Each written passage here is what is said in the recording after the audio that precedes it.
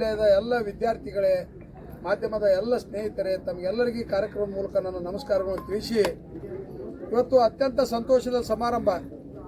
2023ರಲ್ಲಿ ನಾನು ಈ ಭಾಗದ ಶಾಸಕನಾಗಿ ಚುನಾಯಿತ ಆದಮೇಲೆ ಈ ವಸತಿ ನಿಲಯಕ್ಕೆ ನಾನು ಭೇಟಿ ಕೊಟ್ಟಿದ್ದೆ. ಭೇಟಿ ಕೊಟ್ಟಾಗ ಶಿಥಿಲಗೊಂಡಿರುವಂಥ 2 ವಸತಿ ನಿಲಯಗಳನ್ನು ಇವತ್ತು ಪುನರ್ಜೀವಗೊಳಿಸಬೇಕು, ಇಲ್ಲಿ ನೂತನವಾದ 2 ವಸತಿ ನಿಲಯಗಳು ಆಗಬೇಕು ಅನ್ನುವ ನಿಟ್ಟಿನಲ್ಲಿ ಆಗಿನ ಸಮಾಜ ಕಲ್ಯಾಣ ಸಚಿವರಾದ ಸನ್ಮಾನ್ಯ ಡಾಕ್ಟರ್ ಎಸ್.ಸಿ. ಮಾದೇವಪ್ಪ ಅವರಿಗೆ ಒಂದು ಪತ್ರ ಕೊಟ್ಟಿದ್ದೇನೆ.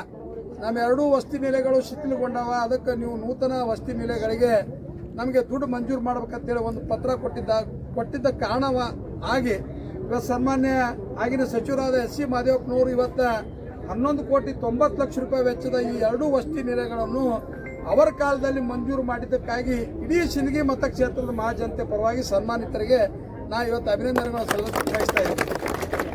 ಇವತ್ತು ಡಾಕ್ಟರ್ ಬಾಬಾ ಸಾಹೇಬ್ ಅಂಬೇಡ್ಕರ್ ಅವ್ರದ್ದೊಂದು ಕನಸಿತ್ತು.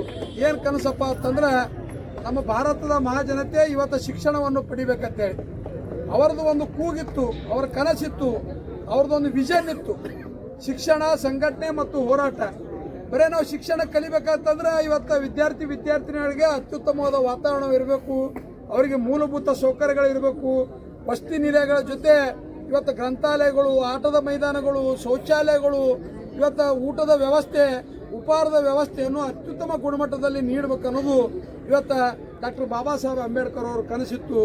ಆ ಕನಸನ್ನು ಇವತ್ತು ದಿವಂಗತ ಈ ರಾಜ್ಯದ ಮುಖ್ಯಮಂತ್ರಿಗಳಾದ ಡಿ ದೇವರಾಜ ಅರಸು ಅವರ ಕಾಲದಲ್ಲಿ ಅವರ ಒಂದು ಕನಸಿನ ಕೂಸಾದ ಈ ವಸತಿ ನಿಲಯಗಳನ್ನು ಪ್ರಾರಂಭ ಮಾಡೋದ್ರ ಜೊತೆಗೆ ಇವತ್ತು ಪ್ರತಿಯೊಂದು ತಾಲೂಕಿನಲ್ಲಿರುವಂಥ ವಿದ್ಯಾರ್ಥಿನಿಯರಿಗೆ ಬರೀ ಶಾಲೆ ಕಾಲೇಜುಗಳು ಪ್ರಾರಂಭ ಮಾಡಿದ್ರೆ ಮಕ್ಕಳಿಗೆ ನಾವು ಸೇವೆ ಸಲ್ಲಿಸಿದಂಗೆ ಆಗೋದಿಲ್ಲ. ಅದ್ರ ಜೊತೆಗೆ ವಸತಿ ನಿಲಯಗಳು ಇದ್ರೆ ಮಾತ್ರ ನಾವು ಗುಣಮಟ್ಟದ ಶಿಕ್ಷಣ ಕೊಡಬಹುದು ಅನ್ನೋ ನಿಟ್ಟಿನಲ್ಲಿ ಅವರ ದೂರದೃಷ್ಟಿಯ ಫಲವಾಗಿ ಇವತ್ತು ಇಂಥ ವಸತಿ ನಿಲಯಗಳು ಪ್ರತಿಯೊಂದು ಕರ್ನಾಟಕದ ಪ್ರತಿಯೊಂದು ತಾಲೂಕು ಕೇಂದ್ರಗಳಲ್ಲಿ ಇವತ್ತು ನಿರ್ಮಾಣ ಆಗ್ತಾ ಇವೆ. ಇವತ್ತು ಬಹಳ ಸಂತೋಷ. ಈಗಾಗಲೇ ಇವತ್ತು 11,90,00,000 ವೆಚ್ಚದ ಈ ವಸತಿ ನಿಲಯಗಳ ಟೆಂಡರ್ ಆಗಿ, ಕಾಮಗಾರಿ ಟೆಂಡರ್ ಆಗಿ, ಈಗ ಇದು ಕೆಲಸ ನಾಳೆಯಿಂದಲೇ ಪ್ರಾರಂಭ ಆಗ್ತದೆ. ರಾಜು ಕೂಚ್ಬಾಳ್ ಅವರು, ವೈಸಿ ಮಯೂರರು ಹೇಳಿದಾಗೆ ಗುತ್ತಿಗೆದಾರರು, ಇಲಾಖೆ ಅಧಿಕಾರಿಗಳು ಇದ್ರ ಮೇಲೆ ಹೆಚ್ಚಿನ ನಿಗಾ ವಹಿಸಿ, ಲಕ್ಷ್ಯ ವಹಿಸಿ ಗುಣಮಟ್ಟದ ಕಾಮಗಾರಿ ಇಲ್ಲಿ ಆಗಬೇಕು. ಇವತ್ತು ಮಕ್ಕಳಿಗೆ ಇದರ ಉಪಯೋಗ ಬಹುಕಾಲವರೆಗೆ ಇರಬೇಕನ್ನೋ ನಿಟ್ಟಿನಲ್ಲಿ ಬಹಳ ಗುಣಮಟ್ಟದಿಂದ ಈ ಕಾಮಗಾರಿ ತೆಗೆದುಕೊಳ್ಳಲು ತಾವು ಪ್ರಾಮಾಣಿಕವಾದ ಪ್ರಯತ್ನ ಮಾಡಬೇಕಂತೇಳಿ ಈ ಸಂದರ್ಭದಲ್ಲಿ ಹೇಳಿ, ಇವತ್ತು ಶಿಕ್ಷಣಕ್ಕಾಗಿ ಇವತ್ತು ಹೆಚ್ಚಿನ ಸಮಯವನ್ನು ಮೀಸಲಿಟ್ಟು ಶಿಕ್ಷಣ ಕ್ಷೇತ್ರದಲ್ಲಿ ಅಪಾರವಾದ ಇವತ್ತು ಅನುದಾನವನ್ನು ಇವತ್ತು ನಮ್ಮ ಸರ್ಕಾರ ಕೊಟ್ಟது. ನಿನ್ನೆ ಜಗದೀಶ್ ಶೆಟ್ಟರ್ ಅವರು ನಮ್ಮ ಸಿಂದಗಿ ಐಬಿಯಲ್ಲಿ ಒಂದು ಪ್ರೆಸ್ ಮೀಟ್ ಮಾಡ್ಯಾರ. ಯಾವುದೇ ಅಭಿವೃದ್ಧಿ ಕಾಮಗಾರಿಗಳಿಲ್ಲ, ಸರ್ಕಾರದಾಗ ದುಡ್ಡಿಲ್ಲ, ನಮ್ಮ ಸರ್ಕಾರ ಇವತ್ತು ಖಜಾನೆ ಖಾಲಿ ಆಗ್ಯದ ಅಂತೇಳಿ. ಖಜಾನೆ ಖಾಲಿ ಆಗಿದ್ದು ಜಗದೀಶ್ ಶೆಟ್ಟರ್ಗೆ ಏನಾರ ಟೈಮ್ ಇತ್ತಂದ್ರೆ ನಾವು ಒಯ್ದು ಲೆಕ್ಕ ಕೊಟ್ಟು ಬರ್ತೀವಿ. ಯಾಕಂತಂದ್ರೆ ನನ್ನ ಮತಕ್ಷೇತ್ರ ಅಷ್ಟೇ ಅಲ್ಲ, ಇಡೀ ಕರ್ನಾಟಕ ರಾಜ್ಯದ ಸರ್ವಾಂಗೀಣ ಅಭಿವೃದ್ಧಿಗೋಸ್ಕರ ಇವತ್ತು ಸನ್ಮಾನ್ಯ ಸಿದ್ದರಾಮಯ್ಯನವರು ಇರ್ಬೋದು, ಸನ್ಮಾನ್ಯ ಡಿ.ಕೆ. ಶಿವಕುಮಾರ್ ಅವರು ಇರ್ಬೋದು, ಈ 3 ವರ್ಷದ 2 ತಿಂಗಳ ನಮ್ಮ ಸರ್ಕಾರದ ಕಾಲಾವಧಿಯಲ್ಲಿ ಅತ್ಯಂತ ಬದ್ಧತೆಯಿಂದ, ಪ್ರಾಮಾಣಿಕತೆಯಿಂದ ಸರ್ಕಾರದ ಯೋಜನೆಗಳನ್ನು ಒಬ್ಬ ಕಡೆ ವ್ಯಕ್ತಿಗೆ ಮುಟ್ಟಿಸುವಂಥ ಕೆಲಸ ಇವತ್ತು ನಮ್ಮ ಹೆಮ್ಮೆಯ ಕಾಂಗ್ರೆಸ್ ಸರ್ಕಾರ ಮಾಡಿದೆ ಅಂತೇಳಿ ಈ ಸಂದರ್ಭದಲ್ಲಿ ಹೇಳ್ತಾ ಇದ್ದೀನಿ. ಇವತ್ತು ಸಾಮಾನ್ಯ ಕೆಲಸ ಅಲ್ಲ.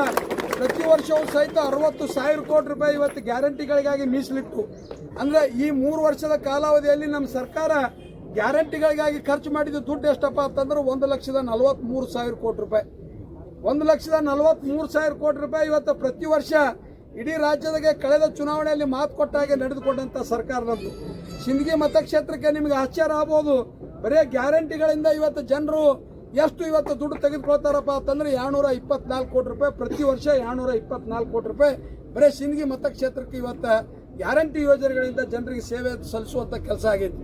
ಈ ಮಾತನ್ನ ಯಾಕೆ ಹೇಳ್ತಾ ಇದ್ದೀನಿ ಅಂತಂದ್ರೆ, ಇವತ್ತು ಜನರು ಕೊಟ್ಟಂಥ ಇವತ್ತು ಅಧಿಕಾರವನ್ನು ಇವತ್ತು ಒಂದು ಜಾತಿ, ಜನಾಂಗ, ಒಂದು ವರ್ಗ, ಒಂದು ಪ್ರದೇಶಕ್ಕೆ ಮೀಸಲಿಡದೆ ಸರ್ವಾಂಗೀಣ ಅಭಿವೃದ್ಧಿ ಆಗಬೇಕು, ಸಾಮಾಜಿಕ ನ್ಯಾಯದ ಅಡಿಯಲ್ಲಿ ಇವತ್ತು ನಾವು ಕೆಲಸ ಮಾಡಬೇಕು ಅನ್ನೋ ನಿಟ್ಟಿನಲ್ಲಿ ಇವತ್ತು ಶಿಕ್ಷಣ ಇರ್ಬೋದು, ವಸತಿ ಇರ್ಬೋದು, ಆರೋಗ್ಯ ಇರ್ಬೋದು, ಇವತ್ತು ಹಲವಾರು ಇಲಾಖೆಗಳನ್ನು ಇವತ್ತು ಅಭಿವೃದ್ಧಿ ಪಡಿಸಬೇಕು ಅನ್ನೋ ನಿಟ್ಟಿನಲ್ಲಿ ಇವತ್ತೊಂದು ಪ್ರಾಮಾಣಿಕವಾದ ಕೆಲಸ ನಾವು ಮಾಡ್ತಾ ಇದ್ದೀವಿ.